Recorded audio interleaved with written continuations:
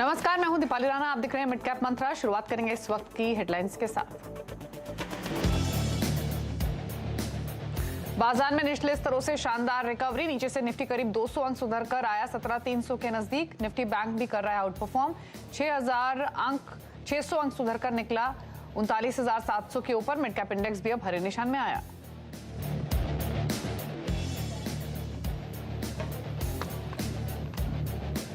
दूसरी तिमाही में सुस्त नतीजों के बाद टाटा एल्क्सी 8% टूटा। 4 तिमाहियों की औसत से कम रही है constant currency revenue growth. Management ने यूरोप कारोबार को लेकर जताई चिंता। उधर मॉर्गन स्टैनली ने अंडरवेट रेटिंग के साथ 5,800 रुपए के दिए लक्ष्य। खराब नतीजों के चलते डी मार्ट, श्री सीमेंट में भी जोरदार गिरावट। दूसरी तिमाही में बढ़ती महंगाई ने बनाया डी मार्ट के मार्जिन पर दबाव। कमजोर रियलाइजेशन से श्री सीमेंट पर पड़ी मार। कमजोर रिजल्ट से ओबरा रियल्टी भी टूटा। बाकी रियल एस्टेट स्टॉक्स पर भी बना दबाव।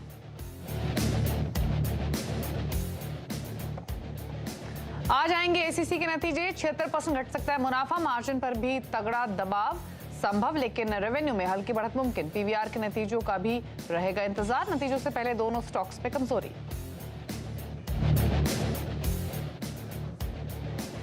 इलेक्ट्रॉनिक स्मार्ट इंडिया की शानदार लिस्टिंग। 59 रुपीज के इशू प्राइस के मुकाबले ओपनिंग पर 52% चढ़ा शेयर।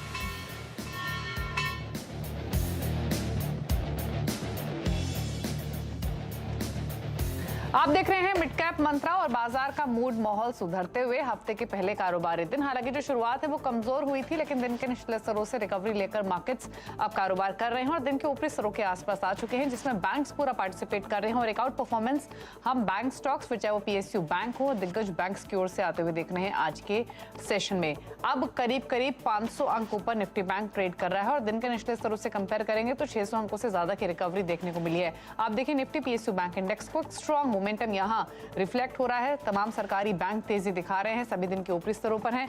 और अगर आप पीएसयू बैंक इंडेक्स देखेंगे तो ये 2.5% ऊपर ट्रेड कर रहा है दिन के ऊपरी स्तरों पर। आज के बाजार में क्या हुआ वो देखेंगे, लेकिन सबसे पहले अंतर्राष्ट्रीय बाजारों से इस समय के संकेत क्या हैं उस पर एक नजर डाल लेते हैं।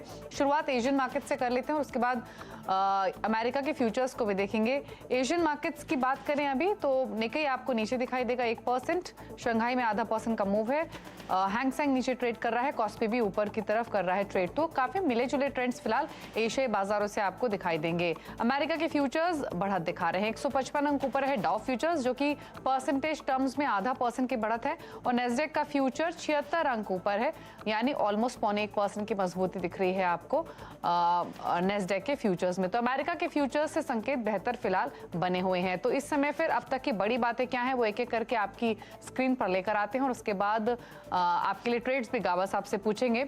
लेकिन एक रिकवरी वाला सेशन जहां नीचे खुलने के बाद बाजार अब दिन के ऊपरी स्तरों पर आकर ट्रेड कर रहा है। निफ्टी अब 17,300 के नजदीक पहुंचने की पूरी कोशिश कर रहा है, क्योंकि 17,278 के मौजूदा लेवल्स देखने को मिल रहे हैं। इसके अलावा आज बैंक निफ्टी आउट परफॉर्म कर रहा है, ऑलमोस्ट 500 पॉइंट ऊपर है। और मिड कैप इंडेक्स हालांकि बहुत गेन्स आपको दिखाई नहीं देंगे, फ्लैट ट्रेड कर रहा है, लेकिन लोअर लेवल से यहाँ भी रिकवरी आती हुई दिखाई दी है। आज सॉफ्टनेस दिखाई देगी मेटल्स में, ऑयल एंड गैस में। रियल्टी स्टॉक्स ये थोड़े कमजोर है, बाकी खरीदारी वाले शेयर्स भी हैं, स्टॉक्स भी हैं। और अगर पॉकेट्स देखेंगे तो हेल्थ केयर, आईटी, ऑटो, यहाँ पर थोड़ा मोमेंटम आपको तेजी की तरफ दिखाई देगा। मिड कैप्स में प्रिसाइसली देखेंगे तो रियल्टी कमजोर है, वहीं सीमेंट स्टॉक्स थोड़े कमजोर दिख रहे हैं। पीएसयू बैंक स्टॉक्स में चमक बरकरार है। तो अब इंडेक्स पर राय क्या है और क्या है ट्रेडिंग स्ट्रैटेजी, इस पर करते हैं बातचीत। हमारे साथ प्रकाशगाबा.com के प्रकाश गाबा मौजूद हैं। गाबा साहब नमस्कार, स्वागत है आपका। पहले तो इंडेक्स पर ही राय दीजिए। दिन के ऊपरी स्तरों पर तो आ चुके हैं बाजार, अमेरिका के फ्यूचर से संकेत भी बेहतर हैं। क्या व्यू रहेगा रिमेनिंग सेशन के लिए? ठीक ही नजर आता है। Good afternoon to you Mitali. लगता तो अपमूव है, यहाँ पर बहुत अच्छी रिकवरी हुई है और सस्टेन किया हुआ है। अब जो निफ्टी है लग तो रहा है कि कंसोलिडेट कर रहा है। आज का जो हाई है वो अगर पार कर लेगा तो फिर एक हायर मूव देखने को मिल सकते हैं। तो आज का हाई पार करना जरूरी है, आज या कल, और एक अपमूव मिल सकता है। बैंक निफ्टी में देखा जाए तो अपर रीजन पे कंसोलिडेशन है और 39,900 मेरे ख्याल से हाई है आजकल फ्यूचर्स में। वो पार कर लेगा तो 40,000 देखने को मिल सकते हैं। हो सकता है आज भी हो जाए, यू नेवर नो, लेकिन लगता है कि अपमूव है। ओके ठीक है, अपमूव है तो थोड़ा सा कॉशियसली अगर आपने ट्रेड लिए हुए हैं तो होल्ड कर सकते हैं इंडेक्स पर ट्रेड। निफ्टी में मोमेंटम एक्सटेंड होने की पूरी प्रोबेबिलिटी है। गाबा साहब स्टॉक स्पेसिफिक कोई आइडियाज आपकी ओर से? I'm sorry, या जो स्टॉक अच्छे लगते हैं मुझे दीपाली, एक तो है bank of Baroda, yes up move ठीक है यहाँ पर, और अब 134 का एक स्टॉप लगाकर चलें तो मुझे लगता है 140 पॉसिबल है बैंक ऑफ बड़ौदा। दूसरा स्टॉक जो मुझे पसंद है स्टॉक वो है I think city union bank, यहाँ पर भी तेजी है, सुबह से ही तेजी नजर आती है, 190 के करीब ट्रेड कर रहा है, 187 का कोई स्टॉप लगाकर चले तो 195 पॉसिबल है सिटी यूनियन बैंक में। ओके तो सरकारी बैंकों के साथ ही गाबा साहब गए हैं, इन्होंने पिक किया है सिटी यूनियन बैंक को जो दिन के ऊपरी स्तरों पर ट्रेड कर रहा है, 3.5% की मजबूती है। बैंक ऑफ बड़ौदा भी 3.5% ऊपर ट्रेड कर रहा है, यहाँ पर 140 प्लस के टारगेट्स एक्सपेक्टेड हैं। तो 2 खरीदारी के ट्रेड्स आपको सरकारी बैंक स्पेस से गाबा साहब की ओर से मिले हैं। और इनफैक्ट अगर आप मिड कैप की पॉकेट भी आज देखेंगे तो सरकारी बैंक्स जो हैं वो एक आउट परफॉर्मेंस आज के सेशन में दिखा रहे हैं, और ये स्टॉक्स इनफैक्ट हमारी लिस्ट में भी शामिल है जो हमने मिड कैप्स के निकाली है। तो एक बार मिड कैप इंडेक्स लेकर आते हैं आपकी स्क्रीन पर, उसके बाद पॉकेट्स आपको दिखाते हैं जहां पर सबसे ज्यादा एक्शन तेजी या फिर मंदी की तरफ आज के सत्र में देखने को मिल रहा है। शुरुआत सरकारी बैंक्स के साथ ही करेंगे क्योंकि पीएसयू बैंक स्टॉक्स में रौनक सबसे ज्यादा है। बैंक ऑफ बड़ौदा का गाबा साहब ने जिक्र किया, लेकिन बीओबी के अलावा Canara bank, Indian bank, JNK bank, city union bank सभी में तेजी बनी हुई है। 4% तक का अपमूव इन स्टॉक्स में देखने को मिल रहा है।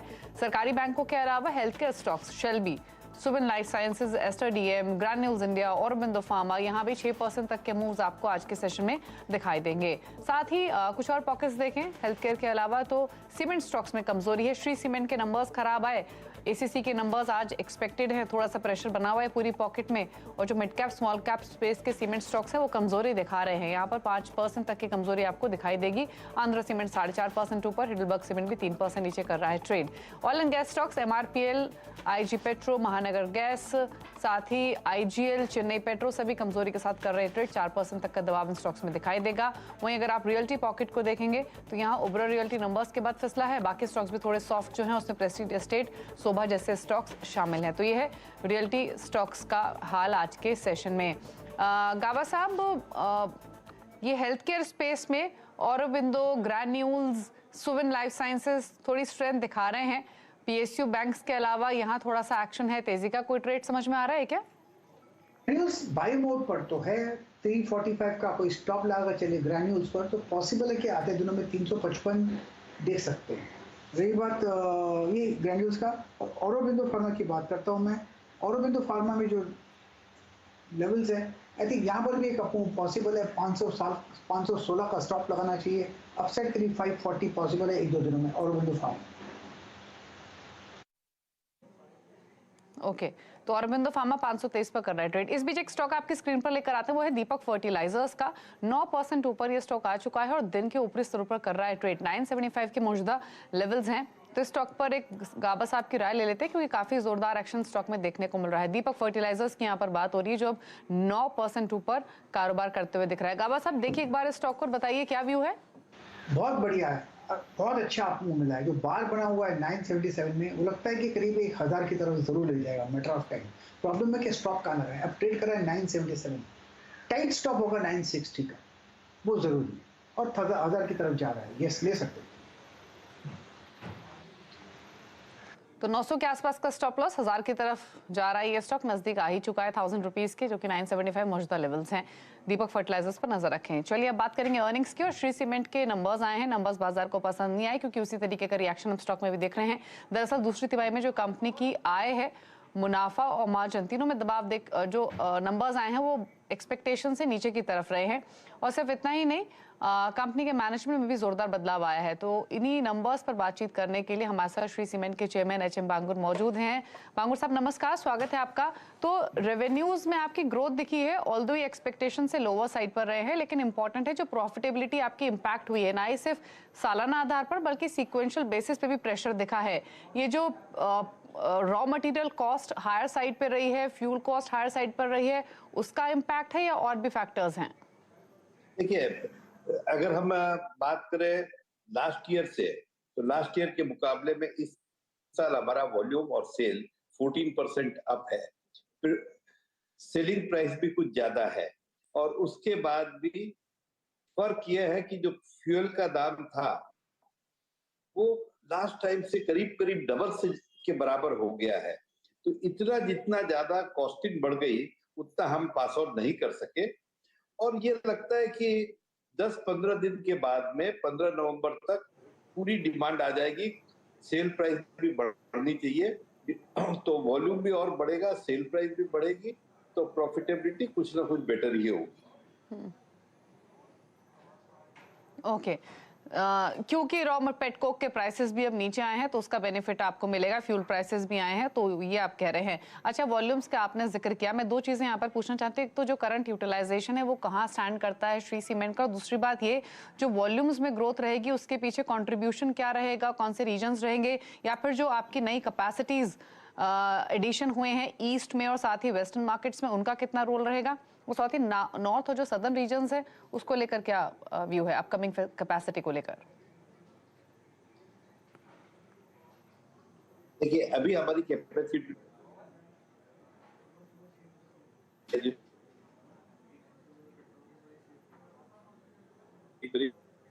जी, चलिए मिस्टर बांगुर से बातचीत करेंगे। कुछ तकनीकी खामी की वजह से उनकी ऑडियो वीडियो क्लियर नहीं है, लेकिन हाँ, मिस्टर बांगुर से अब तक जो चर्चा हुई उसके मुताबिक वॉल्यूम्स में, प्रॉफिटेबिलिटी में वो आगे इंप्रूवमेंट एक्सपेक्ट कर रहे हैं, क्योंकि जो रॉ मटेरियल प्राइसेस हैं, फिर चाहे वो पेटकोक के प्राइसेस हैं, कोल के प्राइसेस हैं या फ्यूल के प्राइसेस हैं, वो कम हुए हैं। और इनके पास जो इन्वेंट्री थी वो हायर लेवल की थी रॉ मटेरियल की, इसीलिए इनके जो प्रॉफिट्स हैं, जो मार्जिन्स हैं, वो सीवियरली इम्पैक्ट होते हुए दिखाई दिए हैं। लेकिन हाँ, वॉल्यूम्स और रियलाइजेशंस को लेकर क्या आउटलुक है वो इंपॉर्टेंट रहेगा, क्योंकि कंपनी ने रिसेंटली कैपेसिटी एडिशंस किए हैं। मिस्टर बांगुर हमारे साथ रिकनेक्टेड है। मिस्टर बांगुर, कैपेसिटी यूटिलाइजेशन कहाँ है और जो वॉल्यूम ग्रोथ की आप बात कर रहे हैं उसके पीछे ट्रिगर्स क्या रहेंगे?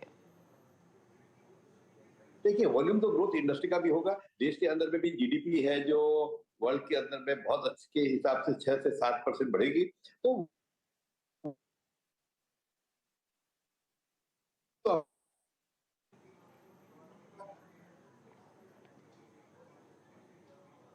जी, चलिए, तो मिस्टर बांगुर से बातचीत नहीं हो पा रही है। शुक्रिया मिस्टर बांगुर बातचीत करने के लिए, शो में आने के लिए। लेकिन आपको बता दें, अर्निंग्स के बाद जो स्टेटमेंट्स कंपनी की ओर से आए, या फिर जो मिस्टर बांगुर ने अभी कहा 62-64% के आसपास इनका करंट यूटिलाइजेशन है, और इसीलिए जो स्कोप है इनके पास ग्रोथ अपॉर्चुनिटीज का वो डिसेंट है। ऑल्दो अगर आप हाउसेस के व्यू देखेंगे तो वो काफी मिक्स्ड है इन अर्निंग्स के आने के बाद। स्टॉक अगर आप देखेंगे तो 20,535 पर फिलहाल ये ट्रेड कर रहा है। लेकिन इंपॉर्टेंट यही होगा कि जिस वॉल्यूम ग्रोथ की कंपनी बात कर रही है वो कैसे एक्सपेक्ट कर रही है। दूसरी इंपॉर्टेंट बात जो मिस्टर बांगुर से भी हम पूछेंगे वो ये कि प्राइसेस को लेकर क्या ट्रेंड बन रहे हैं। ऑल्दो प्राइसेस कुछ रीजन्स में बढ़े हैं, जहां श्री सीमेंट की प्रेजेंस है वहां उतने प्राइसेस बढ़ते हुए हमने नहीं देखे हैं, लेकिन क्या ये सस्टेन करेंगे, इसके कई सारे फैक्टर्स हैं। कंपटीशन क्योंकि इस सेगमेंट में, इस सेक्टर में काफी बढ़ गया है अदानी की एंट्री के बाद, तो प्राइसेस जो बढ़े हैं वो सस्टेन करना कितना वायबल होगा, ये एक राय मिस्टर बांगुर से लेंगे। मिस्टर बांगुर हमारे साथ फोन लाइन पर कनेक्टेड हैं। माफी चाहेंगे मिस्टर बांगुर, तकनीकी खामी की वजह से आप बात पूरी नहीं कर पाए। तो करंट यूटिलाइजेशन आपका, if I am not wrong, 62-64% के आसपास है। वॉल्यूम ग्रोथ की जो आप बात कर रहे हैं उसमें अपकमिंग फैसिलिटी जो है नॉर्थ और सदर्न रीजन में, उनका कितना रोल रहेगा? देखिए, वॉल्यूम हमारा नॉर्थ में भी काफी बढ़ेगा, ईस्ट में भी हमारे पास कैपेसिटी है, साउथ करीब करीब फुल हो चुका है, तो नॉर्थ और ईस्ट के अंदर में हमारा वॉल्यूम बढ़ के ये 75% इमीडिएटली नेक्स्ट क्वार्टर में आ जाना चाहिए, तो बड़ा इंक्रीज मिलेगा वॉल्यूम में। प्राइसेस भी डाउन होगी, कॉस्टिंग हमारी और प्राइस भी अप होगी, तो आई एक्सपेक्ट कि जो 700 रुपये हमारा एबिटा आया है वो करीब करीब 1000 रुपये के आसपास आ जाना चाहिए नेक्स्ट क्वार्टर में।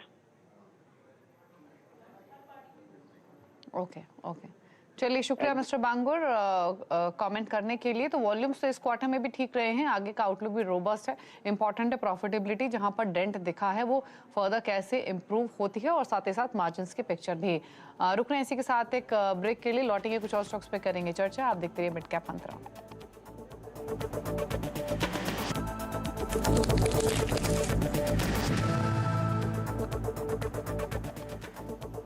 आप देख रहे हैं मिड कैप मंत्रा। बाजार दिन के ऊपरी स्तरों पर निफ्टी में भी 50 में 47 शेयरों में तेजी देखने को मिल रही है। निफ्टी बैंक भी डे हाई पर है और पीएसयू बैंक स्टॉक्स एक आउट परफॉर्मेंस आज के सेशन में दिखाते हुए। लेकिन इस बीच अब खिलाड़ी नंबर 1 का अपडेट आपके सामने ले आते हैं। नया हफ्ता है और 3 नए खिलाड़ियों के बीच मुकाबला हो रहा है।